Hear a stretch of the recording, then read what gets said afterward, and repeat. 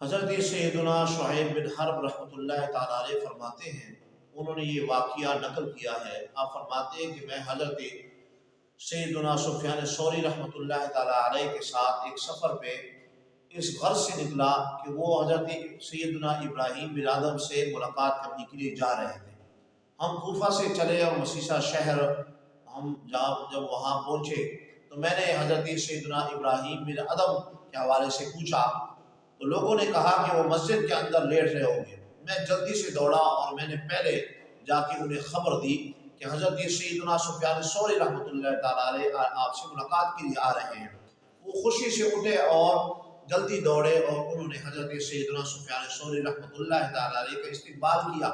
اب دونوں ساتھی آ کر مسجد میں بیٹھ کے گفتگو کرنے لگے۔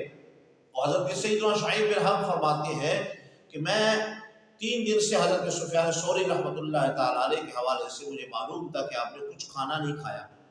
تو باتیں کرتے کرتے حضرت سیدنا سفیان ثوری رحمۃ تعالیٰ علیہ نے یہ بیان کیا کہ آپ ایسی روزی ہمیں بتائیں گے، ایسی مزدوری ہمیں بتائیں گے کہ جو حلال کی روزی ہو، حلال کی مزدوری ہو۔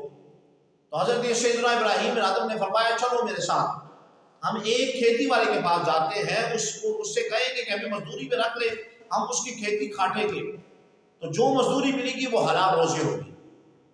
تو کہتے ہیں کہ پھر ہم چلے، آپ دونوں نے ایک کھیتی والے سے بات کی، انہوں نے 2 درہم پر آپ مزدوری پہ رکھا۔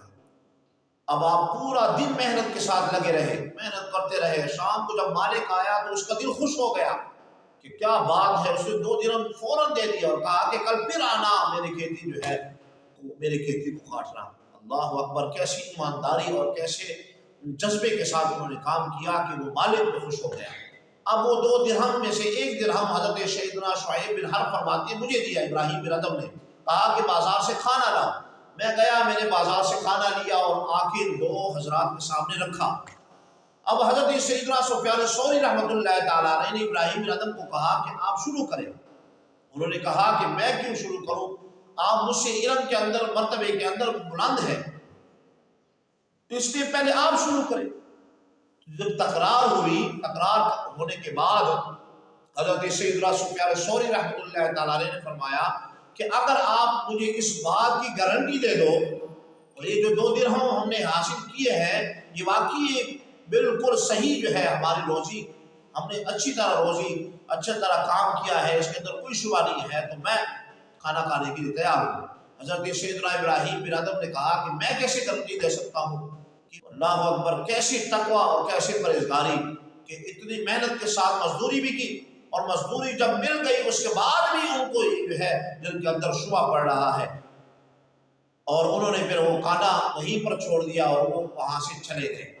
تو اب یہ واقعہ اس لیے اس کو بیان کیا میں نے کہ ہم اپنے اوپر غور کریں، میں خود دیکھوں اور آپ خود اپنے اوپر دیکھیں کہ ہم میں سے کون ایسے کتنے اشخاص ہیں۔ میں بھی مزدوری کے لیے مہینے بھر مجھے مزدوری ملتی ہے، ہر مزدور ہر دن اس کو مزدوری ملتی ہے، آیا وہ اپنے مزدوری کو صحیح طور پہ اس کا حق ادا کر رہا ہے کہ نہیں؟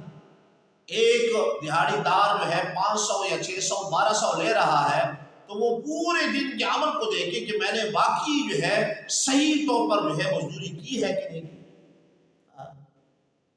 اکثر جو ہے ہمیں دیکھنے میں آتا ہے کہ ٹھیکے پہ کام دے دیا جائے تو وہ 8 دن کے اندر، اور ویسے اگر مزدوری آپ کے لیے مزدور کو رکھا ہوا ہے تو وہ اس کے اوپر 16 دن لگا لے گا۔